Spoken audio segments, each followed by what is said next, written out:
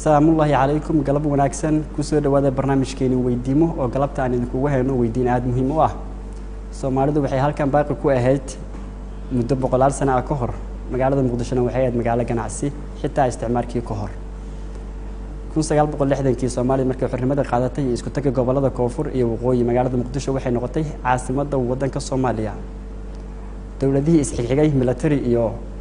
ريد بقى مقالة مقدشة وحي عاصمة كلية إصامرت ودن كالصومالية تا أيانا كلمة مقالة مقدشة من المهم وأهجو عن هذا السياسة ده دقالها horumarka waxbarashada iyo dhamaan nolosha dadka Soomaaliyeed 1960 dowladda 18 gobol 17 kamidana waxay hoos tagaan maamul goboleedyada wadanka ka jira kan 18aad oo ah gobolka Banaadir magaalada Muqdisho lixdii maamul aynu soo sheegnay mid kamidana ma hoos tago maamul gooniya isagu uu leeyahayna ma jiro si toos ah waxa Muqdisho uga shaqeysa dowladda dhexe dhamaan maamulka go'aamada waaweyn iyo hawlaha ku aadan dhismaha maamulka gobolka Banaadirna waxa laga dhigay mid dastuuri ah oo go'aan ka gaari doona baarlamaanka Soomaaliya oo ah golaha sharci dejinta wadanka Soomaaliya haddaba waxa isweydiinta mudan waxa waaye maadaama gobolka Banaadir uunan ka mid ahayn maamulada jira wadanka Soomaaliya maamul gooniyana uusan lahayn arrintiisuna ay tahay arrin وتعالى برلمانك الصومالية محاحية محل كامل كواحد كسوق عندنا برامج كانوا ويدين سؤال مهم واحد وكسابسن أرنت قبل كبنادر سؤال شيء كسوق عندنا مركب واحد ما دام قبل كبنادر وهي عاصمة الصومالية مقالة مقدشو توت بدلنا كتاع أنت مقالة مقدش إمام الكذا خابك ونخنطونه كلام توحين سويدين دونا سؤال مهم واحد مقالة مقدشو أيضا يا إسكاله taladeeda iyo maamulkeeda iyo kala dambeynteedu iyo hawlaheedu wixii ku xiran tahay hadba qaabkii loo arko ama qof walba oo u dhigo sidaa daraadeed maanta waxaan isweydiinaynaa su'aasha muhiimka ah oo ah Muqdisho yaa iskale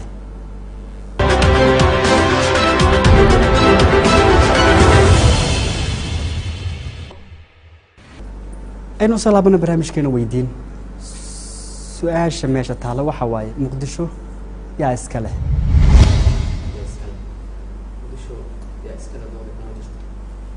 Muqdisho lama wada lahan dada iskale waana caasimadda ummadda Soomaaliyeed doodii kama taagno laakiin Muqdisho dada iskale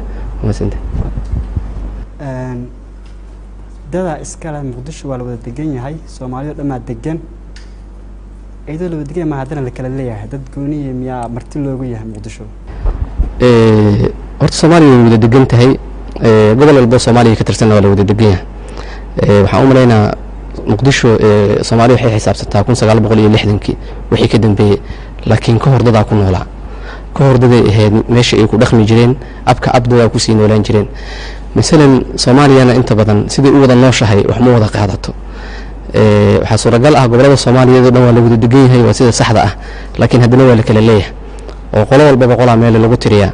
ayadoo marka qofku uu xornimo u heli karo inuu ku noolaado gobol walba oo Soomaaliya ka tirsan ayaa haddana waxa jiro gobol walba oo gobolada Soomaaliya ka tirsan markaan maanta aniga taga midalan galkacyo ama aan taga garow oo kaleeto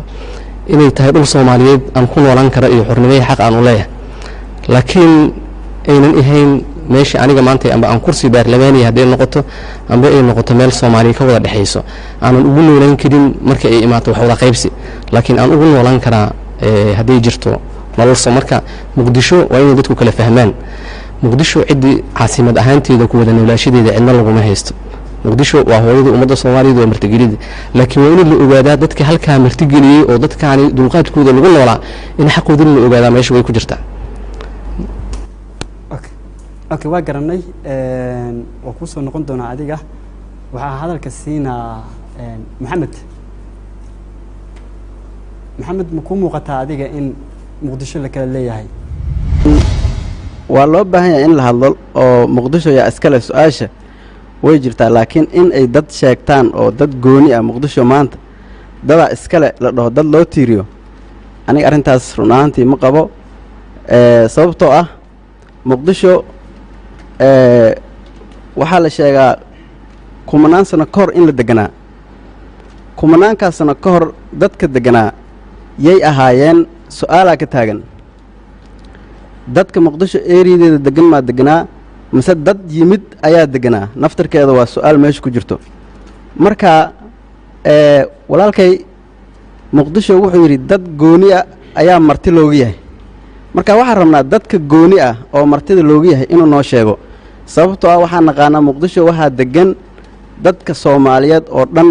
oo gobollada soomaaliya meel walba ay joogaan waa 5 soomaaliyeed ayaa meeshaan degan marka cidda muqdisho marti looga yahay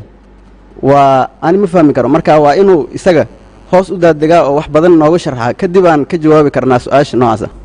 laakiin adiga say kula tahay horta muqdisho yaa iskale adiga say kula tahay adigoonan hadalkii hore dabagelin adiga say kula tahay muqdisho yaa iskale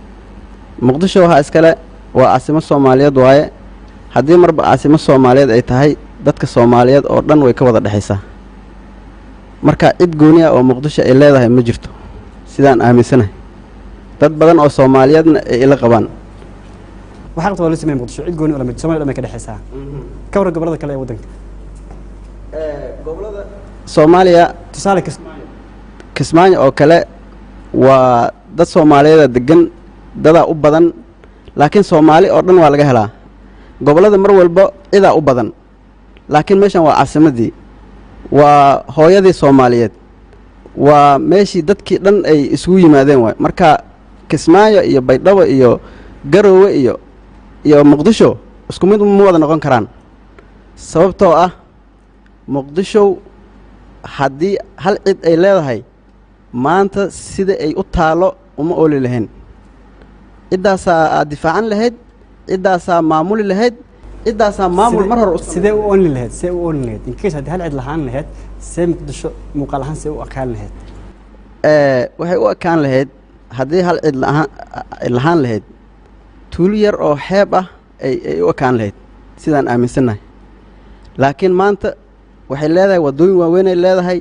dhismo caalamiya ay leedahay suuqii waaweynaa oo Soomaaliya ku yaalo marka dhaqaalihii Soomaaliya oo dhan halkaan ay taallaa dekedii Soomaaliyeeda meeshan ku taallo waxbarashadii Soomaaliyeeda meeshan laga maamulaa dawladdii Soomaaliyeeda meeshan wax ka maamusha ilaa 60kii wax laga soo maamuli jiray ka horna waa laga soo maamuli jiray marka muqdisho ilama aha cid gooni ah inay sheegan karto laakiin maamul ahaan markii la dhahayo Soomaalida qaab bay wax u dhistaa weli xataa maamulka sidii la rabay oo Soomaalidii xataa muqdisho cidaa degan haddii la dhaho dadaa loogu yimid muqdisho dadka loogu yimid yay ahaayeen berberiyiin dadaa lagu sheegaa haddii taariikhda dib loo akhriyo dadkaas berberiyiinta ahaa hadda muqdisho waxaa ku nool dad oo cadcad ah Soomaalida waxay dhahaa reer xamarweyne mininkaaga waay dadkaas maanta muqdisho iyaga ma maamulo haddii macnaha haddii la dhaho cidaa iskale muqdisho iyaga ma maamulaan marka waxay la tahay in Soomaalida dib ay isugu noqoto muqdisho aysan sheegan cid gooni ah ka ra'yi ahaan ka dhalinyar ahaan ka aqoon-yahan ahaan aniga sidaasaan u arkaa ومحسن تهاي أذيك كجواب فلاش مقدش يارس كذا سيكون إن واحد آمسنا هاي مقدشو إن تدوينها الصومالية دولن أي وذليهين إن أنا أصاب بين إياه إن تهاي عاصمة أمد الصومالية ومرك لقت تجو إن جميستيه iyo maamuladii ka horeeyay haday boqortooy aan lahayd iyo wixii ka horeeyay soo xukumayay marka laga imaado xilligii Soomaalidu ay xorowday waxay ku heshiiyeen inay noqoto caasimada ummadda Soomaaliyeed magaalada Muqdisho dadka Soomaaliyeed ayaana ku heshiiyay dadkuna waxaad u baahanahay inaan fahanno waa maxay caasimad oo adduunka oo dhan ayay waxa ka jira waddan kasta wuxuu leeyahay caasimad marka adduunka hadaynu eegno ma arkaysid caasimad la leeyahay reer hebel baa leh iyo reer baa leh marka inaynu waxaas iska saarno oo aynu adduunka la tartanno caasimad marka la yiri oo meeshaas goobta loo bixiyana ummadda Soomaaliyeed oo dhan bay u siman tahay baa u siman wax kasta oo dawladda meeshaas ka talisana meesha ay ka amban qaadaan weeye marka waxa weeye cid gaar u leh oo sheeganaysa ma jirto haddii ay sheegato cidi waxay noqonaysaa in laga guuro magaalada Muqdisho oo magaalo kale oo dadweynaha Soomaaliyeed leeyihiin loo guuro haddii kalena quruxda aynu arkayno magaalada Muqdisho leedahay 1960 markii laga soo bilaabo ilaa xilligii dawladdu dhacaysay ee lahayd waxay ahayd hantidii ummadda soomaaliyeed oo dhan oo dee reer gaari ma gashan maantana waxaynu ognahay intii burburka marka laga yimaado maanta dadweynihii soomaaliyeed waa isugu yimi dowlad dhexe ayaana ka talisa marka taasaa keenaysa quruxda iyo bilicda iyo waxa mataqaanaa uu qof kastii ka dhex arkayo inuu wax ku leeyahay iyadoo oo weli ayna jirin in qabiilkii iyo wixii laga baxay laakiinse anigu magaalada muqdisho hadda muddo 4 sano aan ku noolahay nin siyaasi oo TV ka hadla ama nin oday dhaqameeda oo arrimo siyaasiyeed u geeyeen mooye anigu weli ma arkin cid iga sheeganaysa magaalada muqdisho iyo wax qabiil ka sheekeynaya meesha doontaad ka digay meesha waxaad doontaan mataqaanaa ka shaqeynay oo hadday noqoto ganacsi cid ku maaragtay kuranaysa adoo reer hebela ganacsiga noocana maxay ahayd haddaad ka timaado kininka shanaad haddaad ka timaado NFD haddaad ka timaado shanta Soomaaliyeed guud ahaantood magaalada muqdisho qofku wuxuu dareemaa gurigiisii oo kale oo ah yacni gurigu ku dhashay inay magaalada muqdishona la mid tahay oo ayna ula mid ahayn magaalooyinka kale maadaama la yiri waa caasimadii oo la wada leeyahay ma tagta gobolada saar ahaan maamul goboleedyada caasimadahooda ama meelaha ay ku shaqeeyaan qaar kamid ma tagtay xilligan intan maamul goboleedyada iyo waxa la sameeyay may ka hor ma farqi ma jira marka magaalo kale aad joogtid iyo markaad muqdisho joogtid hab dhaqanka dadka ay ula dhaqmayaan qofka Soomaaliga ah farq u dhaxeeya ma jira farqi weyn baa u dhaxeeya farqigaasi wuxuu yahay inkastoo qof Soomaaliya aan meel kale dhibaato badan ay ka soo gaareen haddana qofku meesha uu ku dhashay waxa weeye wuxuu dareemaa gurigiisa hooyada oo kale marka uu caasimadda joogana sidii gurigiisii hooyo ugu hurdayay si lamida ayuu dareemayaa sababtuna waxay tahay wuxuu u arkayaa meel aanay cidina ka sheeganayn cidinana kala lahayn qof kastoo Soomaaliyeedna uu ku arkayo kuwii is haystay xitaa oo gobolada isku haystay inay halkan isku arkayaan kuwii xitaa gumaystuhu inagala maqnaa inay halkan isku arkayaan oo nin kasta uu xil ka hayo nin kastina uu shaqo ka helayo nin kastina uu maaragtay ganacsi ka sameysanayo waa fahmay markii laga soo tago habdhaqanka markii laga soo tago adiga ahaan markii gobol kale aad joogtid ama meel ka degan markii aad joogtid ma muuqata in la kala leeyahay meelahaas kale meel ka baxsan magaalada muqdisho magaalada kale weyn camal ama in la kala leeyahay muuqata waxa keenayaba in la kala leeyahay lama kala laha dhulku waa dhulkii Ilaahay sax dhulkii Ilaahay marka laga yimaado dad baa Ilaahay ku beeray oo magaalada muqdishona markii hore miyigeeda dad baa Ilaahay ku beeray laakiin Soomaalida waxay ku heshiiyeen inay u ahaato meel u dhaxaysa oo dawladii ay ka taliso marka dhulka gobolada ah dadka reeraha ee degan badnidooda ee deegaanka degani adiga xitaa hadeen iyagu ku gelin way kula muuqanay meel dilaaga badan yahay qofku isoranayo macnaheedu wax ku yar dareemayo laakiin meeshan oo kale markuu yimaado qof walba ayuu ku arkay wax laga yaabaa degmada uu tagay inuu reer gaara ay u badnaayeen uu ka arkay waa sax ku soo laabanaya waxa siina ninkan odaga siina adiguna jawaabta kale si gelin muqdisho wala kale leeyahay saad aaminsan tahay صح؟ صح يا سلام horta waxaa aad u wanaagsanaan lahayd in la ogaado muxuu ahay cidda muqdisho iskale waa waxa inta badan Soomaalida maran habaabiyo iskana soo dhacdhacda taasam muhiim yaa iskale waxaan laakiin wax yar jeclaan lahaa inta aanan u gelin muqdisho yaa iskale oo su'aasha hore ahayd taadana aanan u jawaabin inaan wax yar aanoon hadallada horena wax badan ka soo raacraacin inaan comment yar ka soo qaato Maxamed iyo Maxamuud hadallada ay soo qaateen labadooda hadalkooda waxay isku raaceen inay tahay muqdisho caasimadda ummadda Soomaaliyeed inay tahay hooyada ummadda Soomaaliyeed ii sheeg aanan la kala xigin waa sax hadalkay sheegeen micnaha waa fikradooda laakiin waxay ogaadaan midalan Maxamed oo kale wuxuu sheegay Kismaayo inay tahay meel inta badan qabaa'ilo Soomaaliyeed oo badan ay wada degaan wax yar ha ogaado inay Kismaayo tahay caasimadda saddexaad ee Soomaaliya wuxuu yiraahdaa dad gooniyaha u badan oo iskale waxa uu ugu ogolaaday Kismaayo inay dad u leeyihiin وإنه مقدشنا سيا إني دوليهن واسع وحول توق هذا سوماليا أنت بدن مقدشو دتك إسكالها نقوصون نغنا وهو يشيء مقدش إني جيران دتك الحمراوي اللي يدهدو أو يشيء منهم كاجو هاي تهاي مقدشين اللي قيمت هرتو حاسة كين قلدن قفك وإنه وجاده هرتو مقدشو كن سجال بقول إحنا كيسوما باللعبن ده كو بدلاي أبكود كأبكي ده كسيد دوجن مقدشو ده وحي يكونوا لانجيرين نور لما بقولوا سنة كهر مقدشو marka nin yaroo intii doonu keenta xeeb ay uga halawdo intuu degay beri ku tarme horta muqdisho ma lahan waa in la ogaadaa okay yaale muqdisho waa la leeyahay muqdisho waxaa iskale dadka halkani loogu yimid suu walaalkay sheegay wuxuu yidhahday gumaystuhu noogu yimid gumaystuhu muqdisho taariikhuu ka qoray taariikhda uu ka qoray muqdisho wuxuu ugu yimid qabaa'il la yidhaahda hawiyaha waxaa ugu sii sokeeyey maya hawiyuhu kale waxaa ugu sii sokeeyey khaasatan inuu ugu imaaday mursade iyo abgaal oo soo raacay waa wax micnaha oo cad oo taariikhda sooyaalkaa ku qoran marka maanta in la yidhaahdo micnaha muqdisho waan ka xumahay inaan micnaha ii sheeg barnaamijkan laakiin barnaamijkan waxaa waaye doodan waa u muhiim in la taabto muqdisho cidda iskale sababtoo ah haddii maalan walaalkii waxaan kale ku noqonaa wuxuu yidhahda qabiilaadka soomaaliyeed markaad tagto gobollada soomaaliya oo kaleeto waa wada dareemaysaa inaad leedahay waxaan u sheegaa inaan la wada dareemayn aniga inta badan gobollada soomaaliya waan tegey weliba hadda intay maamul goboleedyada ahaayeen waxaan ka qayb galnaa doodo badan ay arrimahan yihiin waa inaan maanta tan ugu soo dhaweyn karin alxamdulilah maalan markaan anigu jooga hargeysa waa caasimadda labaad ee soomaaliya dastuurkay ku qoran tahay maanta hargeysa aniga waan ka soo geli karaa kursi mise xaqaan u leeyahay inaan xitaa saan ugu noolaan karaa la iska dareemi karaa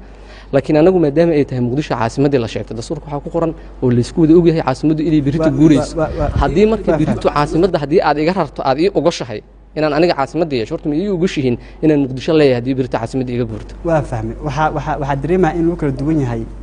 qeexitaanka lahaanshaha laftirkiisa lahaanshaha inaad muqdisho leedahay ama lahaanshaha dad gooni ah ay yeelanayaan magaalo see u qeexi lahayd macnaha see u sharixi lahayd dad see ku yeeshaan magaalo sidaa og tahay soomaaliya waa dad reer guuraa ah waa dad qoloba meel degi jirtay dadkaana la wada leeyahay muqdisho waxaa hadda misaal aad ka soo qaadataa muqdisho dadaa hadda caanaha ee cooska keeno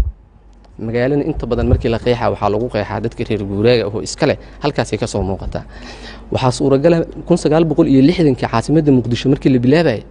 oo muqdisho oo ii sheeg muqdisho asaaskeedii oo qabaa'ilaadka Soomaaliyeed ku heshiinayeen in muqdisho caasimad ka dhigtaan waxa ay ku heshiiyeen waxaa jirta waraaqo la qoray xilliga oo heshiisyo la kala saxiixda ah oo xataa meesha ay ku taala madaxtooyada qaranka Soomaaliyeed dadkii baxshay oo dhaxashooda ay ahayd oo looga qaaday dan guud ah hadda nool dadka ay dhaleen marka meel wuxuu ama magaalo dad gooni ah waxay ku yeeshaan in ay maxay ay cooska iyo keenaan waa kaliya kuma yeelanayaan laakiin waxay ku yeelanayaan waxay tahay adiga misalan muqdisho hadda maanta dokumentigeeda inta kuma soo bandhigeen oo moodna waa sax laakiin sharaxaad walba ama say ku yeelan karaan kaliya saa u aragta adiga in dad gooni ah ay ku yeelan karaan magaalo xamar igu celi muqdisho waxay ku yeelan karaan si qolo walba oo Soomaaliya meel degtay sida lagu kala yeeshay waxaana kamid ah misalan dadka halkan ku noolaayeen ku dhah gumeystihii Soomaaliya markuu imaaday qoloba meel ugu yimid waa sax muqdisho dadaa loogu yimid waa sax muqdisho dadaa loogu yimid waa in dadku ogaadaan dadaa loogu yimid ku noolahay oo ilaa hadda dokumentiyadoodii iyo dhulkii iyo wixii la sameeyay hayst marka misalan nin aan aniga shalay dejiyay dhulkii aan dinta guud u bixiyay ama qof micnaha aan sameeyay ii sheeg magaalada aan anigu dhulka aan ugu deeqay caasimadda shalay aan soo dhaweeyay haddii berita imaataa inaan aniga xaqeeda hela adiga sayso kula noqon muqdisho dad 3 milyan barka badan ku nool waa sax waa inaan maqaam yeelan waa in horta aan isla fahmnaa tan kale wax yaraan kale ku sheega walaalkii waxa ku jiray ah yiraahday muqdisho waa inaan loogu noqon qabiil anaga qabiil ma ku noqonayno muqdishona waa magaalada kaliya ah ee aan looga dhaqmin qabiilka soo asigaba noo sheegay laakiin hal kamid ah jirta waxay tahay Soomaaliya maanta federalismka ka jiro ma ahan federalismkii saxda ah ee dunida looga tahay misalan caasimadaha adduunka kale taadeertan sida hadii aan Mareykanka iyo Argentina iyo Brazil iyo wadamo badan oo waxaa jiro dastuurkoodu ku qoran yahay Ethiopiadan aan la mid dariskana la ah oo dastuuri qabo federalism qabo laakiin federaalka ay qabaan ayaga waa walaalaysi iyo deegaan ay ku xisaabtanaa laakiin anagu qabiilan ku xisaabtanaa federalismkiina wuxuu ku dhisan yahay hab qabiil uu ku dhisan yahay haddaan misaal yar ku siiyo waxaa jira gaalkacyo hadeertan gaalkacyo waa hal mudug waa gartay waa hal gobol oo Soomaaliya ka tirsan ee kamid ah waxaa la yiraahdaa waqooyiga waxaa u badan reer hebel hal raaciyo Puntland koonfurtana waxaa u badan reer hebel hal raaciyo meesha waa gartay lama dhihin hal israaciyo galgaduud iyo mudug macnaha lama dhihin galgaduud iyo hal israaciyo bay Jubbaland iyo hal israaciyo lama dhihin muxuu ahay galgaduud sida ay Soomaaliya uga gudubto baabkan qabiilka laakiin wali Bontefeefka oo ku dhisan marka hadiiba caasimadda Kismaayo iyo la kala lahayn muxuu ahay Hargeysa muqdisho waa la kala leeyahay hadii taas bal kala yeesho waa ku fahmay waxaan wali isla garan qeexitaanka magaalada sida lagu yeesho sida oo noo sheegay Yaxya oo noo sheegay waxaa lagu kala yeeshaa sida lagu soo kala horeeyay adigu say ku tahay in lagu kala yeesho magaalo waa ma ku yeelan karaan magaalo macna saas in lagu kala yeesho saas ku muuqataa dadka ku soo horreeyey inay leeyihiin saas ma waa mahadsantahay su-aasha sida oo walaalkay ugu jawaabay lahaanshaha horta lahaansho markii laga hadlaayo qeexitaan ay leedahay tusaale wuxuu yidhi muqdisho dadka caanaha iyo qoryaha keena ayaa iska leh sax wuxuuna ku tilmaamay laba reer oo ka tirsan hawiye waa sax murasada iyo wuxuu afka ku dhuftay abgaal tusaale ahaan maamulka koonfur galbeed markaan ka hadlayno wuxuu ka bilowdaa zoobuu ka bilowdaa zobe zoobuu ka bilowdaa sidaan aaminsanahay lambar 4 ayaa wixii lambar 4 xagga ka jiro koonfur galbeed ay ka tirsan tahay xitaa hadda haa haddii waagii hore loo laabto ayaa laakiin qoryaha iyo caanahana waad fahmi kartaa waa laga keenaa shabeellada hoose zobe may ku ekaan jirtay muqdisho oo zobe wixii ka dambeeya koonfur galbeed may ahaa jirtay mas ilaa haddeertaan zobe wixii ka dambeeya waa koonfur galbeed waagii hore waxay ahaan jirtay wixii zobe xagga ka ah koonfur galbeed ahayd laakiin maadaama caasimad soomaaliyeed ay noqotay hadda koonfur galbeed ma sheegan karto sidaasay markaa caasimad ay ku tahay qoryaha haddii la keenana iyo caanahana iyo qudaarta wax koonfur galbeed shabeellada hoose ugu badan maanta ma u malaynaa waxyaabaha muqdisho looga nool yahay inta u badan shabeellada hoose ay ka timaadaan marka shabeellada hoose markaa dadka ka imaanaya qabiilo badan ay leeyihiin iyo maxay ahayd digil iyo marfle siiba dadka digil la dhaho iyagaa meeshaan dego maantana ma dhihi karaan macnaha muqdisho anagaa iska leh marka walaalkay maxaa ku qeexileed in la kala lahaansho dad gooniya magaalo tusaale ahaan in aad dhahayd baydhabo waxaa iska leh reer hebel ama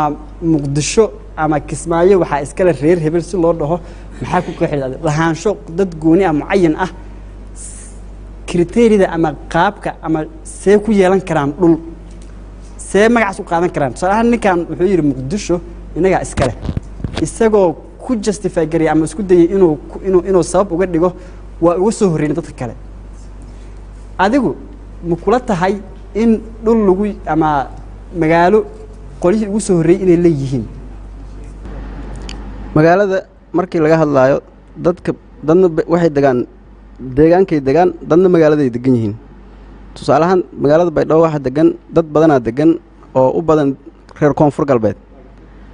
marka maamul markii la dhisaayo qaabka maamulka loo dhisaayo nidaamaa loo maraa lahaanshaha deegaanka isaga hadda uu ka dhawaajiyey mararka qaar loo fiiriyaa maadaama ay qabaa'ilo ay ku badan yihiin sax qabaa'iladaasi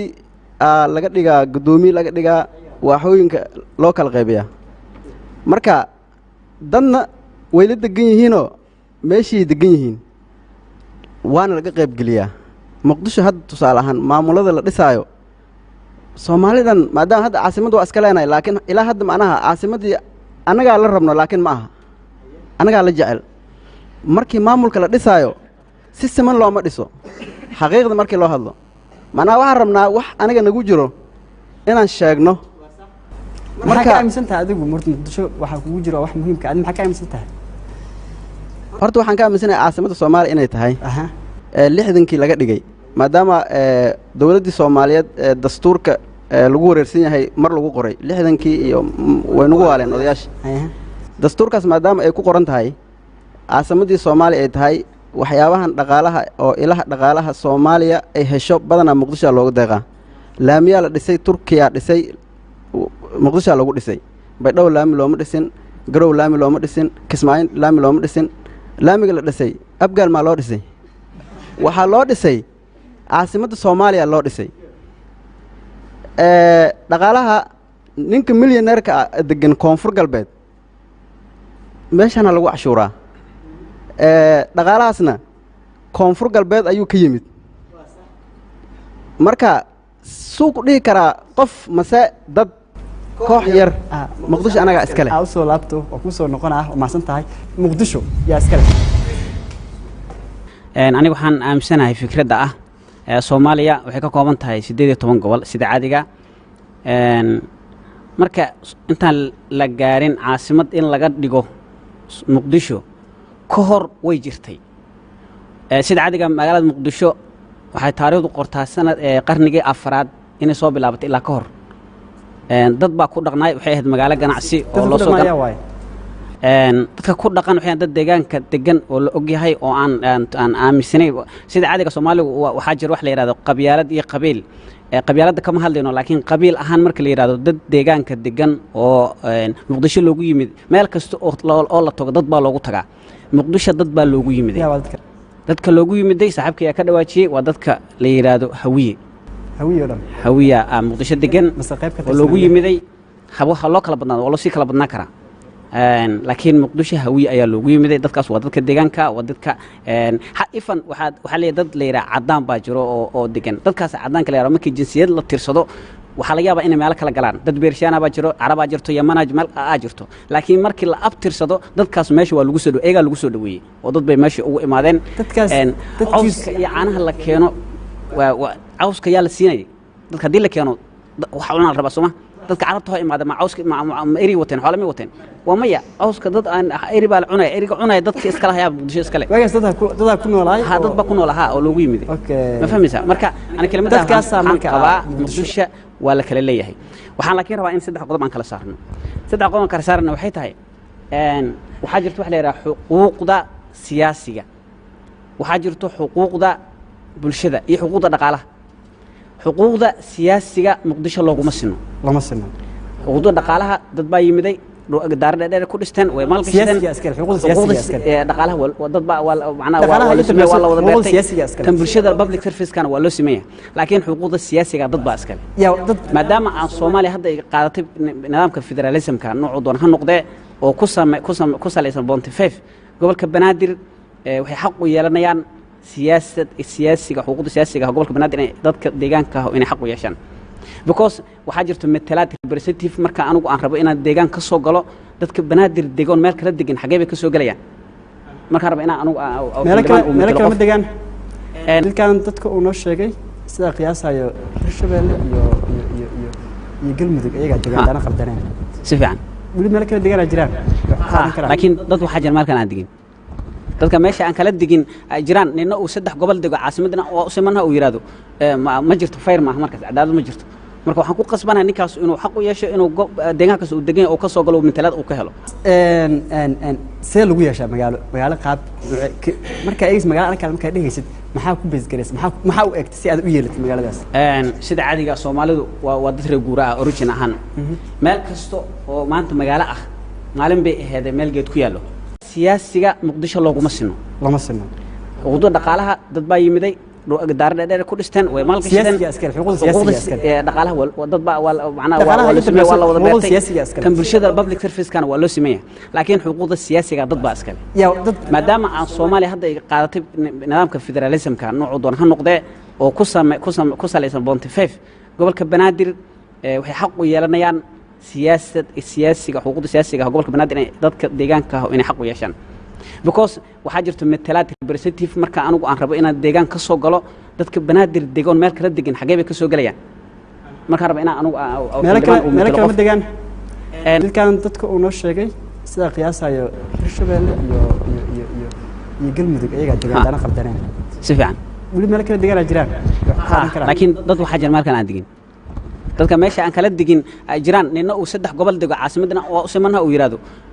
ma jirto fayr ma markaas cadaalad ma jirto marka waxaan ku qasbanahay ninkaas inuu xaq u yeesho inuu deegaankaas uu degan oo ka soo galo mintalad uu ka helo see lagu yeeshaa magaalo qaab marka ay magaalo kale marka dhigaysid maxaa ku bees gareys maxaa u eegtay si aad u yeelatay magaaladaas sida caadiga Soomaalidu waa dad reer guuraa origin ahaan meel kasto oo maanta magaalo ah maalin bay ahayd meel geed ku yaalo dadkaas meeshaas deganaay oo geedkii ka jaray ee magaalo ka dhigay ee guri ku dhisay dadkaas baa magaalo sababtaas lagu yeelan karaa macnaha sadarteed muqdisho nin ka yimiday tusaalahan garowe ka yimiday ama nin Kismaayo ka yimiday intuu imaaday marka idoon dadkii deegaanka aysan guri ku dhisan guri ku marisan waa looga horreeyay sadarteed markii ninka guri ku dhisan muqdisho iskale waa mahadsan tahay waa ku soo noqonaa intaad horta u gelin jawaab iyo waxba aadan gelin magaalo see lagu yeesho magaalo sida lagu yeesho laba way noqon kartaa horta magaalo waxay magaalo noqotaa marka dad ay isku yimaadaan oo meeshaas dhismayaal iyo waxyaabihii adeegii ay lahayd loo sameeyo markaasay magaalo noqon kartaa marka matalan muqdisho iyadoo bannaana hadduu nin yimi oo ninkii deganaa uu booska iibsaday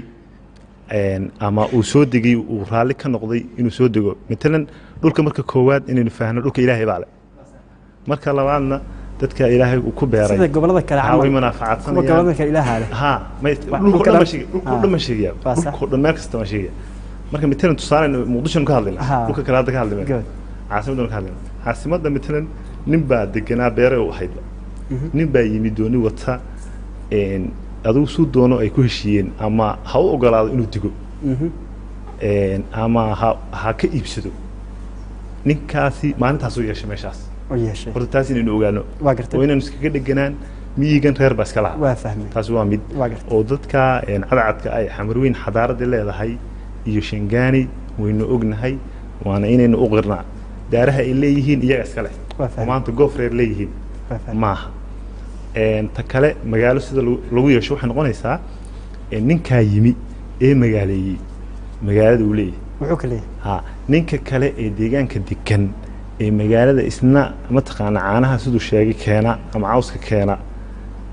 isna wuu leeyahay oo wuxuu ku leeyahay dee qof bini aadan oo meesha ku nool oo isna daaru ka dhisanaya sida maanta aynu ognahay qolyihii cadcadkaana way degan yihiin dadkii deegaanka ahaana way degan yihiin dhibku waxa weeye dadku way kala badnaan karaan oo reer way badnaan karaan marka anigu taasaan aaminsanahay lahaanshiyaha magaalada in lagu yeelan karo taa marka laga yimaado marka nimankanaan u jawaabayaa le caasimadda reer baale dhanka siyaasadda markaynu ka hadlayno soomaalidu waxay ku heshiisay 4.5 ninka yidhi magaalada muqdisho meeqaan baa ka maqan been buu sheegay wuxuuna been ku sheegay qof kasta oo magaalada muqdisho degan reer ku doona ha ahaadee nin baa matala ninkii magaalada muqdisho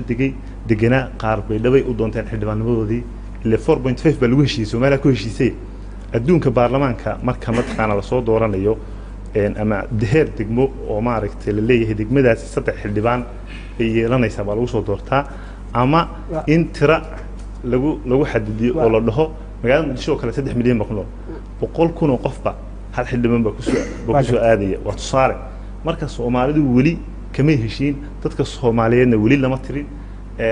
nin waxa weeye meel gobol iska cidla ayaa ku sheegan karaa 1 milyan ama 2 milyan marka macnaha waxaan leeyahay macnaha siyaasadda magaalada muqdisho meeqaam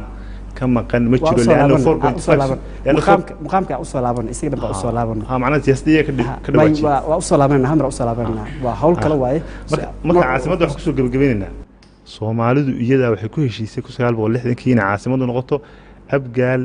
iyo reeraha ay nimankan sheegayaan way diganaayeen maalinta kama hadlin oo may dhahan magaalada annaga leh shaqeeytu wax lagu heshiiyay in caasimad tahay ilaa maantana waa caasimadii dadka Soomaaliyeed ee maalintaas muqdisho wax laga yaabaa inay in yarahay 1900 iyo 1990 markii la kala qaxayna dee inta la ekeedoon garanaynaa marka dadkii wada dhistay ee guryaha magaalada muqdisho la wada Soomaaliya oo dhan bay ahaayeen reer gaar ma ahayn waxaa siinayaa gabadhana siinayaa casho sidee kula muuqataa magaalada muqdisho iskale sidee kula muuqataa muqdisho dadka iskale muqdisho waa caasimadda ummadda Soomaaliyeed haddii walaalkay Yaxye uu ku doodayo laba qabiil oo kaliya iskale labada qabiil muqdisho ayadoo dhan ma wada lahan kaliya waxay leeyihiin degmooyin u gaar ah 18 gobolna ma 18 degmana ma ahayn magaalada muqdisho maalintii asalka ay ahayd oo iyagu ay deganaayeen waxay ahayd yani deegaan yar oo iska kooban oo dad yar ay degan yihiin waanu u nimid waanu u dhisnay degmooyin kale aan ku soo biirinay dhulka aan ku soo biirinayna oo yani degmooyinka kale annaga dhisnay annaga soo degnay annaga camirnay saa daradeed degmooyin ku noqdeen dadka degmooyinkaas kalena iyaga matalo iyaga iskale marka maadaama soo degteen magaaladii aad qorxiseen qaybtina ka yeelateen qayban ka yeelanayna waayo annaga dhulkan may deganay iyagu meel qaas oo kale ka deganaayeen annaga balaarin dhulkan balaarin dadkii soo dagaalay kabacdi marka waa mahadsan tahay aad u mahadsan tahay adigoo soo koobayo muqdisho yaa muqdisho waxaan filayaa inaysan cid lahayn waxay la mid tahay calanka Soomaaliya iskala calanka cid ma iskala su'aasha saal meeshtaas calanka laakiin waa maro muqdishona waa ma u dhigantaa caasimada hadii caasimada Soomaaliya calankan waa calanka Soomaaliya waa sax taasoo marka madaxweynaha wuxuu joogaa Soomaaliya muqdisho hadii la dhaho muqdisho cid ba iskala madaxweynaha cid ba iskala la mid noqonaysaa madaxweynaha ciidab iskala madaxweynaha sababta wuxuu ku yimid qabiil ku yimid madaxweynaha waa dadku ka dhaxeeya Soomaaliya dadku ka dhaxeeya laakiin markii loo eego meesha qaabka lagu yimid naftirkeeda waxay ahayd markii horeba qaab oo ku dhisan qabiil sababta baarlamaanka madaxweynaha doortay baarlamaanka isaga wuxuu ku dhisan yahay reer sidaa daraaddeed marka muqdisho waxa la isku hayo waxay tahay ma lamid tahay magaalooyinka kale sida Garowe iyo Kismaayo iyo Baydhabo iyo sida loola macaamilo camal ma loola macaamilaa maadaama caasimadda ay tahay maadaama caasimad ay tahay mise waxaa loola macaamilaa qaab caasimad camal ah oo dadka dhan ka wada dhexeyso mise meel magaalo reer leeyihiin macnaha waxa ka hadlayna waxaa waaye magaalada muqdisho ma lamid tahay magaalooyinka kale magaalooyinka kale yaa iskale Kismaayo yaa iskale Kismaayo cid dhul Soomaaliyeed waa dhul Soomaaliyeed waa muqdisho Kismaayo isku mid ma isku mid ma muqdisho Kismaayo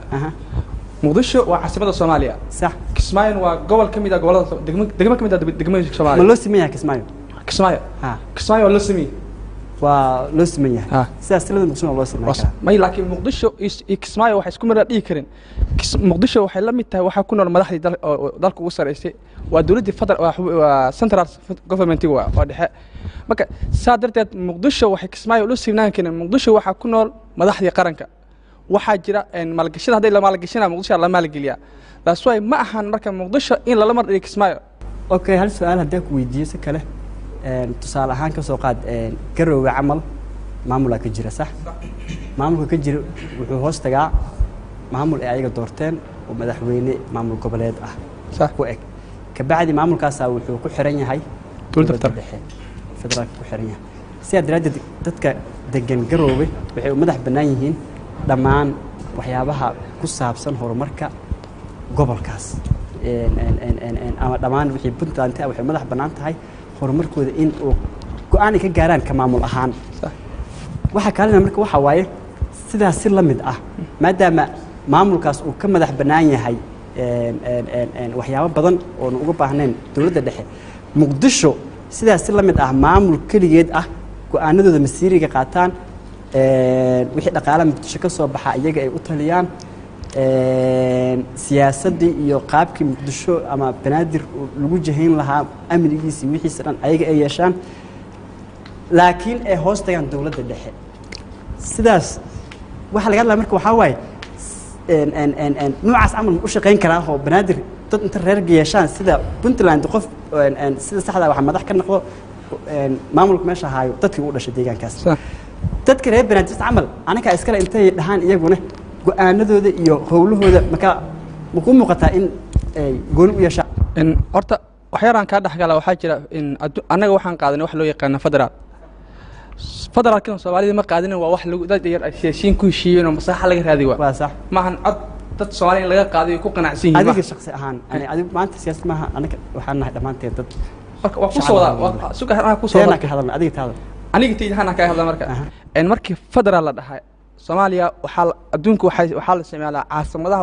waxay laga dhigaa qaar state qaarna waxay leeyihiin matalaad annaga marka federaalkeena kuma saleysana wuxuu ku silkii markii laga dhigayo state markii laga dhigayo amtaad ay yeelanayaan macnaha caasimadaas dadkii u dhashay oo dad gooni ma iska leh si ay matalaad gooni u yeeshaan hadda federaalka wuxuu ku saleysay oo wadanka laga dhaqmo ayaa lagu sameeyaa marka waxaan u soo noqday Muqdisho aan u soo noqday waxyar aan ka dhaxlo su'aashii Muqdisho waxa dhahdada iska leh haddii la dhaha xagga siyaasadda hana u gudba hadda aan gale Soomaaliya wax ku qaybsata 4.5 waxa dadka waxa laga raadiyo wax masax laga raadiyo Soomaan waa 4 qabiil oo weyn haaf qabaa'ilada marka 4 la sheegay haafka la sheegay Soomaaliya qabaa'ilada hadda Muqdisho dhahaya dadka la dhahaya anaga iskale waxa wax loo qaybsaa 4 waa min 60 xilli baarlamaanka Soomaan haddii la dhaha Muqdisho dad la siiyay waxay noqonaysaa laaban horta qayb horta waxa ka horeyso hor dad ma leeyihiin qayb si u qaataan Muqdisho gooni ma leeyihiin qayb ha qaataan ama aysan qaadan Muqdisho waxay wax si kul ahaan karin haddii Muqdisho waa leeyahay la dhaha 4% ka qaldama okay waa mahadsan tahay waxaa siisan ninkan si maxaa la yiraahdaa magaca muxuu ah Yaxye hal mid su'aal ku weydiina Muqdisho siyaasad ahaan hal kala yeesho dhaqaale ahaan hal kala yeesho saas ma qabta adiga wax walba muqdisho ka soo baxo in ay u taliyaan faa'iido khasaaro dadka aad sheegaysa oo goonida saas ma qabta horta waxaa fiican inay maanta oo dhan hadalka aan ku hadlayno iyo doodda inaan cilmiyeyno sababtoo ah bulshadana daawanayso bulshada waxaan u gudbinaynana waxaa waaye waa inay noqdaan muxuu ahay wax uu ku salaysan cilmi ama wax nagala faa'iidi karo laakiin geedu haddii rag iska dhicin gasho waxaa waaye jid aan ku jiiday waa gacmo daaliso ka soo tag muqdisho macnaha in dhaqaale ahaan iyo siyaasad ahaan labadaba in ay dadka ay sheegaysa ay hoos timaado sidaas ma qabta muqdisho aniga midda aan qabno ama dadka aniga ilaamida oo muqdisho ku abtirsado oo muqdishaawiga la yidhaahdo ay u baahan yihiin waxay tahay muqdisho inay madax banaanaato muqdisho madax banaan dhaqaale ahaan siyaasad ahaan dhaqaale ahaan iyo siyaasad ahaan inay madax banaanaato muqdisho Soomaaliya inteeda kale biisha haddii muqdisho Soomaaliya inteeda kala biisho waa inay Kismaayo iyo Hargeysa biilaan muqdisho inteeda kale laakiin maxay ku biishaa waxay ku biishaa muqdisho wax walba oo maanta waxa saaxiibka day wuxuu yiraahday muqdisho ganacsadaha ka soo jeeda koonfur galbeed oo bilyaneerka muqdisho waa canshuurta ku bixiya waxaa ogaataa si lamid ah dadka muqdisho degan inay koonfur galbeed ayagana canshuur ugu bixiyaan laakiin canshuurta lagu qaado koonfur galbeed muqdisho lama keeno laakiin canshuurta muqdisho lagu qaado koonfur galbeed waxay ka dhigataa maandeed ay ku shaqeyso waa mahadsan tahay sidee aaminsan tahay qadar muqdisho yaali anigu waxaan aaminsanahay muqdisho inaanay cid gaari lahayn laakiin ay tahay caasimad ka dhaxaysa ummadda Soomaaliyeed كل سومالي يمكن سادك سنتين فدراليسم بقادنا إنك سينا ولي هرجلين سيدا ودك إثيوبيا كلا ودك لا أمريكا يقلب تدور فدراليسم ده ومبيد ولي أرجتين نيويورك يا تصوير هرجارك فانا يعني إلي أنا قاله سؤالش واحد تايوان مايا مركانا أساس كله إحنا مثلا هي مقصودين عن عد قاري لهين تنتهي ما تنتهي ثانك يو أين أوجد من قيبتك البرنامج كان واحد مهم كواحد تهاي magaalada muqdisho imika waxa taagan sida aad ogtihiin arrimaheeda maqaamkeeda waxyaabaha la xiriira waxa go'aan ka gaaray baarlamaanka Soomaaliya oo ah hay'adda sharci dejinta wadanka ugu sarreysa sidaas daraadeed waxa muhiimka waxay tahay qaabka uu noqon karo maqaamka muqdisho ama qaabka uu u muuqan karo go'aankaas weyn baarlamaanka u yaalo inagoo soo koobayno qaabka ku wanaagsan yahay inuu noqdo maqaamka muqdisho ay yeelanayso waxaa ku bilaabaa maqaamka muqdisho ku habboon oo ay yeelanayso aanoo sheegayso waa maxay waxaan rabaa inaan meel isu raacno oo caasimadda macnaha muqdisho yaale su-aashaas inaan saaxiibayaashay ay dhigaan oo dhaxaan kadibna aan maqaamka u gudubno maqaamka say qaabkay noqonayso waa ka wada hadli karnaa wax culays ma jirto taas waa wax u yaala dhammaan Soomaaliya u yaala inay ka wada hadasho qaabka lahaanshaha isku si loo markii lahaanshaha magaalo isku si loo saaxiibka tusaale wuxuu u soo qaatay caasimadaha qaar tusaalahan Ethiopia kale waa federalism waa sax laakiin dadka deegaanka Addis Ababa dadka degan xuquuq ay dawladdu lahayd ka tanaasushay macnaha dawladdu noocaas uma dhisno adoo kale sidoo kale caasimada caalamka soo qaadan federalismka ku dhisan Jarmalka Berlin caasimadu ah waa lagu heshiiyay Berlin dad baa degan dadka degan oo deegaanka ayaa ka taliya sida caadiga Abu Dhabi ayaa kamid ah okay marka muqdisho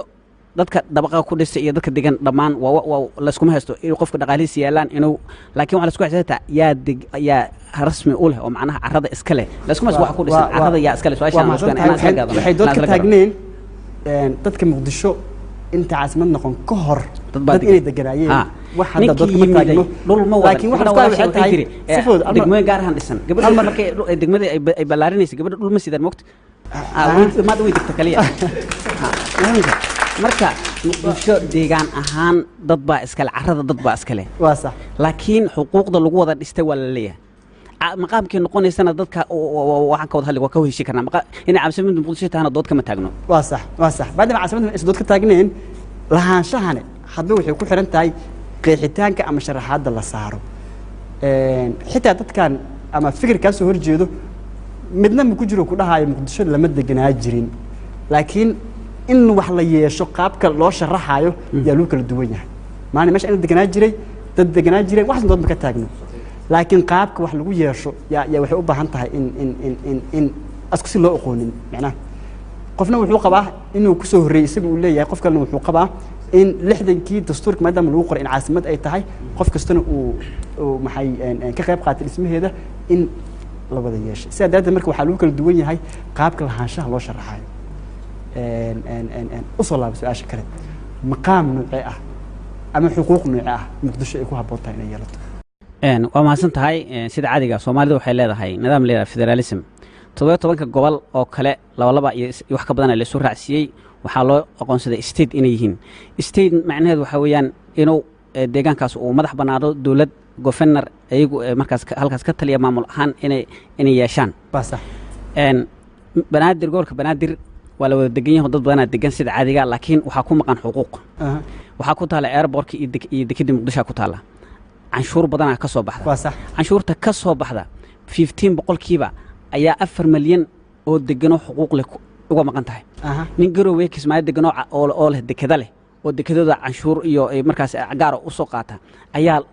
la siiyaa macnaha laakiin dekeda waxay sidoo kale ay isticmaalaan koonfur galbeed iyo Hirshabelle sidoo kale waxaa deked u ah dekeda Muqdisho absolutely ma waxaas ku haysan waxa weeyaan canshuurtan ka soo baxda macnaha Muqdisho ganacsigeeda iyo dekedaheeda iyo airportada ka soo baxda dadkii deegaanka ahay oo deganaay oo qaraxa ku dhimanayay oo dawladda ku dul shaqeynaysay oo dhibaatada dhan la kulmayay 15% wax ka yar ayaa laga siiyay nimanka kale state-ka kale oo leh macnaha canshuuraha madaxa banaan lana iyagu isku qoobeen that's why anagu magaca Muqdisho wuxuu noqon karaa walow taas su'aal ay ka taagan tahay wuxuu noqon karaa in xuquuqda ka soo baxda gobolka Banaadir ay xaq u yahay 15% boqolkiiba dadka deegaanku qaataan sorry 50% ay qaataan dadka deegaanku qonta kalena loo qaybiyo gobolada kale caasimad waa lagu heshiiyey waa la bedeli karaa wax weyn maahan gobolada kale laga karaa caasimadda laakiin caasimadii waaye in dad xuquuq ay ku waayaan taasaan aan macnaan suurtal aan marka wixii dhaqaalaha 50% in 50% canshuurta ka soo baxda dadka deegaanka inay xaq u yeeshaan 50 kalena ay dad macnaa gobolada kale sidii kale lagu caawiyo waa sababta hadda marka loo gaarsiyo kale Axmed adigoo soo koobaya Muqdisho maqaam sidee ay ku habboon tahay macnaha qaab noocee asiya go'aanadeeda ama maamulka Muqdisho sidoo ku habboon yahay baarlamaanka laga sugayo ugu dambeyn Muqdisho anigu ra'yi ahaan waxay gula fiican tahay horta Soomaalidu waxay ku mahmahdaa wada jir bay laba gacmood wax ku qaban karaan anigu fikir ahaan waxaan aaminsanahay Soomaalidu in kastay tafaraaruq iyo deema garanaysa qabaayil ku kala baxeen waxaan aaminsanahay inay imaka adduunka dib uga dhaceen nidaamka qabaayilka daraadeed xalka kaliya ee maanta Soomaalida soo gaarsiin kara caalamkuna uu noqon karo wada jir bay laba gacmood wax ku qaban karaan ma fahanti marka walaalo aniga ra'yi ahaan waxay la tahay Muqdisho meeqaamkeedu uu noqon karo meeqaam la wada yeelan karo oo federalism markaan leeyahay waxa weeye in de state wax loo qaato oo ma garanaysaa dawladdii si kala beerbeersan wax loo ma garanaysaa sidii xal loo lahaa loo kala qaato laakiinse federalismka gobolka Banaadir ra'yi ahaan anigu waxaan aaminsanahay in la madax baneeyo dhaqaalaha siyaasadda wax alaala wixii go'aan ah in dadka dad gooli ah ay ka taliyaan in federaalka sidoo hadda uu yahay ay dawladdu dhexe ay wax walba ay ahaato wax dawladda dhexe go'aankeeda hayso sidee in qayb ahaan xataa la dhaho half sidoo ninkaas qabo 50% dhaqaale ahaan xataa ayaga hala siiyo laakiin maamulka ka maqnaado macnaha qaab noocee gobolka Banaadir in loo wajaho maadaama hadda go'aankaas oo wali oo taagan yahay oo baarlamaanka uusan qaadan qaab noocee kula muuqata in loo qaato ama waxay ila muuqataa haddii la doonayo saami qaybsi in laga helo dawladda federaalka oo loo qaato nidaam ah oo la sameyn maamulka madax banaan dawladda oo aan jirin tusaale dadka hadda ku dooday reer Muqdisho inay ayaga yihiin waxay doonayaan controlka maxaa la yiraahdaa gobolka Banaadir dhaqaalo siyaasad wax walba in ayaga hoos yimaado si la mid ah Garowe iyo Kismaayo iyo Baydhabo iyo si la mid ah sidaas camal in ay dawladda ka madax banaanadaan saas waxa waaye waa fikir jira waa dadka qabaan dad waxay qabaan in gobolka Banaadir uu ku fiicnaan maamulka madax banaan dawladda ee sida hadda loo shaqeeyo ay ku qurux badan tahay dad waxay qabaan in loo ogolaado gobolka qayb dheeri ah oo ku duwan gobolada markaad leedahay meeqaam ma waxaad u jeedaa wada qaybsigii wax la wada qaybsanayay mise maamulkii way isku xiran yihiin ha marka saasoo kale la leeyahay haddii imaka inankii hadalkii uu ninkan lahaa aan ka daba tago waxa uu lahaa qolooyinka halkan loogu yimi deegaan ahaan waxay leeyihiin halkan anigu waxaan aaminsanahay fikirkii ninkaas inaanay deegaan ahaan halkan oo qura lahayn oo ay dee gobolladii kale iyo isteydyadii kale ay ku dhex jiraan markaas ama qaybsigii dee isteydyada kale ay helayeen toos bay u helayaan iyagu haddii ay xaggaana ku jiraan xaggana ku jiraan laakiin qolada xaggan ku jirtaa boqolkiiba dee in ku filan qoladii kalena xaq u noqonaysa ayaanu siin lahayn haddii dee xisaab lagu qaado ama magaranaysaa xeerkii wada qaybsiga loo maro su-aashii kale ahayd olol aanad soo marinay ahayd muqdisho yaa leh muqdisho waxa iska leh horta marka muqdisho cidda iskale waxay ku xiran tahay sida loo qeexo marka horta muqdisho dee deegaan ahaan cidda u leh baa leh laakiinse marka la leeyahay caasimad ahaan muqdisho waa caasimaddiina waxaa ka talinaysa dowladdii haddii aynu dowladdii eegno dowladdii ma odhan karayno dee reer baa leh marka anigu ma odhan karo caasimaddii reerkaasaa leh laakiinse haddii nidaamkii loo eego federaalismka ama dowladii hoose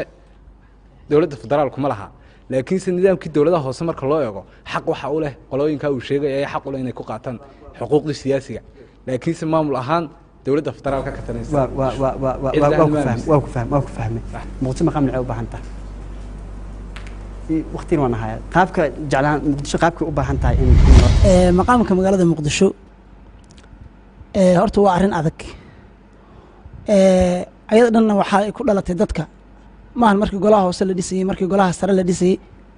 golaha hoose sida ogtiin waxay ku dhisan yihiin 4.5 waxaa ku dhisan gobolaysiga waa golaha sare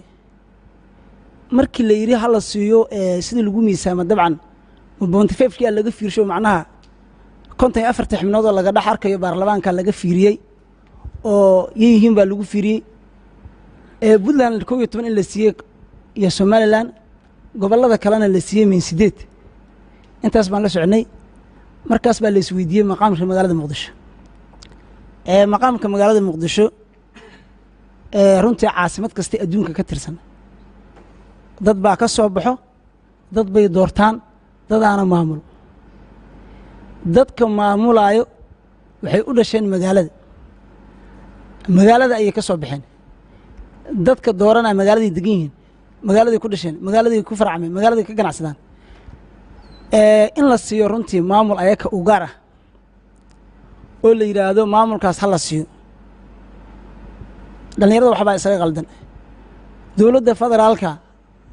waxa ay tegi kartaa dhammaan gobollada soomaaliya waxaa jira waxyaabo ay xaq u leedahay ayada waxyaabaha ay xaqa u leedahay awoodda u leedahay okay waxaan u baahanaha waxaa waaye awoodda dowladda waxaa waaye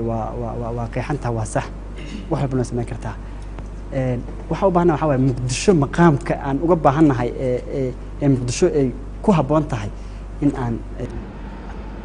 muqdisho waxaa ku habboon waa ra'yigayga dabcan ma ahan nin kale ra'yigiisa ma ku hadlaayo muqdisho waxay ku habboon tahay saacan la joogo in dadkeeda ay soo doortaan cidda hogaaminayso guddoomiyaasha degmada ay soo doortaan guddoomiye waaxyada ay soo doortaan kan gobolka ay soo doortaan ku-xigeenka ay soo doortaan kulana xisaabtamaan amni dhaqaale dhismo intaba inay kula xisaabtamaan waa mahadsan tahay waa meesha ugu fiican hal mar adigoo soo koobaya sida camal muqdisho maqaam sidee u baahan tahay waa mahadsan tahay sida barnaamijka aa u wadid muqdisho waxay u baahan tahay maqaam sida fikirkeyga ay tahay maadaama dastuurka uu qeexayo dhibaatada waxay ka jirtaa soomaalida dastuurkii ma fahansanaa lama gaarsiinin looma sheegin dastuurka maqaamka muqdisho howlihiisa wax badan kama uusan hadal waxaa la yidhi waa go-aan dastuuri ah baarlamaanka go-aan ka gaari doon ugu dambeeya asaa iska leh adigu sidee kuula muuqataa in uu ku habboon yahay waxay ila muuqataa maadaama caasimaddii soomaaliyeed ay tahay aan la dhihi karin hooyada markay dhasho 18 cunug hal cunug keligiis macnaha hooyaday waa aan ku marmarsiyoon karin oo Soomaali dhan ay degan tahay in Soomaalida oo dhan maamulka gobolka Banaadir uu ka muuqdo tusaale ahaan hadda dada sheegtay sida aan idaacadaha iyo telefishinada aan ka aragno dada isxijiyo ciid iyo dhulka Muqdisho macnaha uu baahad uu ku fadhiyo laakiin waxaa jiro dad kale oo meel kale aan degin oo Muqdisho bas dego sidii haday aan ka dhawaajiyay reer Xamarweyn oo kale xamar bile oo kale dadaa dego oo soomaaliyeed oo gobol kale aan degin xamardaya haa xamardaya dadaa dego oo gobollada kale soomaaliya aan degin marka dadka hadda muqdisho sheeganayo hal mid muqdisho maqaam u baahan tahay muqdisho maqaamkay u baahan tahay waxay tahay dadka soomaaliyeed oo dhan inay ka wada muuqato 18 degmo isla eg dhammaan soomaalida inay u soo wada dhammaan soomaalida oo dhan inay u wada siman tahay su'aal kale rabaan ku sii daba dhigo hal mar isoo koob hal mar maqaam maxay u baahan tahay bismillah waxay u baahan tahay maqaam magaalada muqdisho horta dadku inay yar fikiraan weeyo oo xilligan magaalada muqdisho waxa kaliya ka maqan waxa weeye baarlamaankii u geli lahaa federaal taasna Soomaalidu xilligan 4.5 ku qaybsataayo gobolada ka soo saarteen taa marka laga yimaado marka xilligan magaalada muqdisho waxay leedahay maamul bay leedahay oo la yiraahdo gobolka Banaadir gudoomiye iyo gudoomiyaal degmooyin dadka deegaanka degan ama u badan ayaa xilligan maamula oo dad kale gacanta kuma hayaan oo mataqaanaa maamulkaasi wuu jiraa marka federaalka laftigiisa meeshaas looga hadlay federaalka laftigiisa ayaa wax loo kala qaadayaa labo oo caasimadooyinka marka qaar ayaa waxay yihiin kuwa madax bannaan iyo oo iskood isku maamula iyo kuwa golaha deegaanle oo dawladda federaalka toos u hoos imanaya marka xilligan ma ku habboon tahay in magaalada muqdisho madax bannaanino bay su'aashu tahay waxay noqonaysaa maya sababtu waxay tahay haddii magaalada muqdisho inta isteed laga dhigo madaxweyne loo sameeyo oo baarlamaan loo sameeyo ay yiraahdaan xiriirka ilaa xilligan Soomaalidu oo ogna xaaladeeda ee intay si qabtaan dhahan xiriirka waxaan u jirnay dawladda federaalka awoodda inuu leenahay maxay tahay waa ku fahmay marka hal sheey adaba dhigo marka macquul ma tahay walba in magaalada inta ay dawladda ay hadda joogto oo degmooyinka xafiisyada dawladda u badan yihiin haddii laga dhigay ka waran wax oo ka dhaxeeyo Soomaaliya oo dhan dawladda ay ku shaqeyso inta kala soo hartane laga madax baneeyo dawladda dhexe dadka dhulka tirsanayo ay u madax banaanadaan ama xitaa labada shabeelle la kala raaciyo laakiin dhulka dawladdu ay Soomaali dhanka dhaxeyso oo la leeyahay dawladda ku shaqeynayso haddii dhowr degmo lagu soo koobo ka war anigu ma qabo sababtu waxay noqonaysaa dawladda awoodeedii ayaa sii yaraanaysa maanta caalamkeenu la gorgortamayna waxaynu kula gorgortamaynona waxa weeye awoodda caasimadda oo inay Soomaaliya oo dhan kulminayso maamul goboleedkana magaalada caasimadda looga talinayo waxayna noqonaysaa mataqaanaa in magaalada muqdisho ay maamulkeedii haysato waxa weeye saasoo kalena aanay dadkii deegaanka deganaa ay maamulkooda haystaan kaliya ay u baahan yihiin matalaadana waa la gaari doonaa waa in dadka Soomaaliyeed ka heshiiyaan oo 4.5 inta laga baxo dadka tira mataqaanaa loogu tixgeliyo inay baarlamaanka ku soo baxaan maamulkiina dadkii magaalada muqdisho waa mahadsantahay dadka ka horiya camal maqaam macbaata muqdisho hadda isoo koobto okay waxa leeyahay aniga ra'yigayga muqdisho waa caasimadii ummadda Soomaaliyeed maadaama caasimadii tahay dadka ku noolna ay ka yimaadeen dhammaan 18 gobol ee Soomaaliya waxay ka dhawaajiyaan canshuurta kale canshuurta waxay timaadaa markii la helo dakhligaana waxaa keenay dad ka yimid goboladoo dhan kaliya may keenin dadka ku nool caasimadda muqdisho oo sheeganaya gaar u sheeganaya dadka gobolada ka yimid hantidoodii maadaama canshuur waxay xaq u leeyihiin goboladii ka soo jeedeen canshuurtoodii taas waa canshuurta waa kula gartay qaabka muqdisho in loola macaamil ay kula muuqato maqaamkeeda caasimadda muqdisho uu dhan yahay bal siyaaday wadataaba waa dhan yahay siyaaday wadataaba uma dhina waayo waxaa ku yaalo madaxtooyadii waa ku fahmay waa ayada dheeri wadata waxaa raacsiinaa inta dadka xasan inay muqdisho dheeri wadato ma ogta adiga soo muqdisho dheeri wadato ma ogta waa maasan tahay anigu ma qabo muqdisho inay dheeri wadato waxaan isku haysanaa waa siyaasi waa macnaha waa xuquuqda siyaasiga waxaan ka hadlayno siyaasadda waxbaa kaa maqan laakiin dhaqaalaha dheeri ma wadataa dhaqaalaha dheeri ma wadato kii aan helayo macnaha muqdisho ka yimid oo ka soo aruuray ayaa baan la gaarsiinba dadkii muqdisho ku deganaa ba xaq u lahaa inay helaan oo loogu qabto public service loogu qabto laakiin gaara macnaha meelo kale dhanka horumarka muqdisho dheeri ma wadataa waxaan ka hadlayna waxaa weeyaan muqdisho in la degan yaho 18 gobol dadkii mid ay degan yihiin taas su'aal kama taagno in dhaqaale la keenayo dad kale ay macnaha dhaqaale ku beeraan su'aal kama taagno waxa la isku haysto waxaa weeyaan waa matalaada markaan ka hadlayno dadka ay sheegeen asxaabteena inaysan meel kala deganin muqdisho bis degaan haddii la yiraahdo governorka muqdisho macnaha loo wada tartami kara cid kasta u soo tartami karta kan garowe ima ogolo inaan u tartano sidee baan ugu tartami karaa ka muqdisho jooga marka okay hal mid muqdisho dheeri ma wadataa horta dheeri wax dheeri ma wadataa ayaan qabaa muqdisho waxaan rabay inaan mid ku darsado oo ahayd lahaanshaha muqdisho waxaan qabaa aragtideeda lahaanshaha waxay ku xiran tahay sida aragtida waa in meel lagu caddeeyey magaalo cid reer hebel baa iska leh oo Soomaaliya ka mid ah horta ma jirto saas baa saa waxaa la aaminsan Soomaaliya meel kastay joogto iyo gobol kastay degan tahay inay dadka ka wada dhaxayso dastuurkana kuma qoraa waa ku fahmay taas waa aragti fiican oo saliim ah next muqdisho hadda waa caasimadda ummadda hal ma aragtay in muqdisho in xataa caasimadnimada laftirkeedu laga dhigo wax oo muqdisho inta laga wareejiyo xitaa maadaama haddeertaan dadka iskaas si ay waqti toos ugu yeeshaan maadaama hadda waxaa mogtaa caasimadnimada waxay keenaysaa inaynan yeelan haddii asaga laga qaado wuxuuda ay anigu horta waxaan qabaa horta aragtidayda ah muqdisho horta in la wada leeyahay marka hore kow dadka degan laftooda gobolada kale laftooda in la wada degayahay waxaan kaloo aaminsanahay muqdisho wax ka maqanay ma jiraan horta wax ka maqan ma jiraan la isfahmi muqdisho waa reer qansax iyo reer qurac meel kastana way joogaan galmudug bay joogaan aniga tusaale ahaan anigu reer baan ka soo jeedaa reerka aan ka soo jeedaa ama hadda ganaado garow ama hargeysa hadda ganaado member matala baarlamaanka waa ku jiraa reer uu ka maqan yahayna laguma arag hal mar waa ku fahmay waqtigan hay awgiis halkan oo soo koobayo hawshaan maaragtay maadaama hadda go'aanka muqdisho waa wax taagan waaye armaqaamka muqdisho ilaa goorma sii socon kartaa isleedahay inaysan oo go'aan laga gaarin baarlamaanka ay ahaato arrin la wada sugayo ilaa goorma sii socon kartaa isleedahay adoo soo koobayo horta fiican aan usoo koobaa waxay tahay horta maqaamka muqdisho horta inta anaga go'aan ugama qaadan karno mana kusoo koobi karno manaba ku heshii karno ilaa waagu barya haddii aan sii wadno sida dastuurka ay ku qoran tahay ama dastuurka uga hadlana waxay tahay caasimadda muqdisho ayaga laga warsugaa laakiin haddii go'aanka in la goormoosaan intuu saan wuxuu noqon karaa intii baarlamaanka intuu ka dhamaada midka kale intii laga gaaro iisoo koob hal mar see kula egta masalan wax yar inaan isla fahmnaa muhiimsan muqdisho inta ay sii socon karto micnaha xaquuqdeeda ka maqan amba maqaamka ay yeela doonto intii dad kamida Soomaalida ay ku jiraan in caasimadihii kalena la kala leeyahay muqdishona la wada leeyahay horta muqdisho waxay u baahan tahay dadkeedu maaragtay sabar badan ay hore u safreen iyo xaq badan ay keeneen hadda kadib inay xuquuqdooda raadsadaan waa mahadsantahay tan kale haddaan dhaho ay dhaho muqdisho waxaa la yidhaahday xaq badan ay wadataa wax yar haddii aan kaa dhex galo muqdisho waxaan u malaynaa hadeertaan sida adinka dhan aan isku wada raacnay dhammaanteen muqdisho waxaa la sheegay inay tahay magaalada ugu dakhliga badan Soomaaliya